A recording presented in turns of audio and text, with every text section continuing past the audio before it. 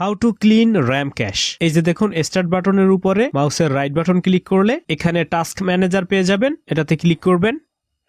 তারপরে পারফরমেন্সে ক্লিক করে দেখুন এখানে কিন্তু ক্যাশ রয়েছে, যার ফলে কিন্তু আপনার ল্যাপটপ বা পিসির পারফরমেন্স একটু স্লো হয়। তো চলুন দেখাচ্ছি এটা কিভাবে ক্লিয়ার করতে হয়। তো এর জন্য আপনি আপনার ল্যাপটপ বা পিসি থেকে ক্রোম ব্রাউজারটি ওপেন করবেন, তারপরে সার্চ বারে লিখবেন র্যাম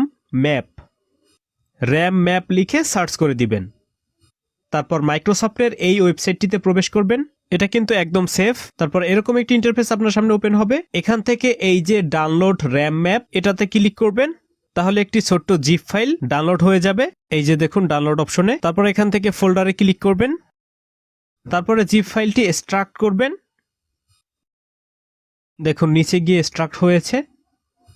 এখান থেকে এই যে র্যাম ম্যাপ এটাকে ডাবল ক্লিক করে ওপেন করবেন, তাহলে এরকম একটি পপআপ চলে আসবে।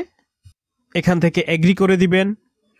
তারপর দেখুন এখানে কিন্তু ডিটেলস চলে আসছে, জাস্ট এটাকে রেখে বাকিগুলো কেটে দেই। আবার টাস্ক ম্যানেজারটা ওপেন করি, তাহলে ডিফারেন্সটা বুঝতে পারবেন। তো এখন র্যাম ম্যাপে গিয়ে উপরে একটা অপশন রয়েছে এমটি, এটাতে ক্লিক করবেন। তারপর এখান থেকে এমটি স্ট্যান্ড বাই লিস্ট এটাতে ক্লিক করবেন।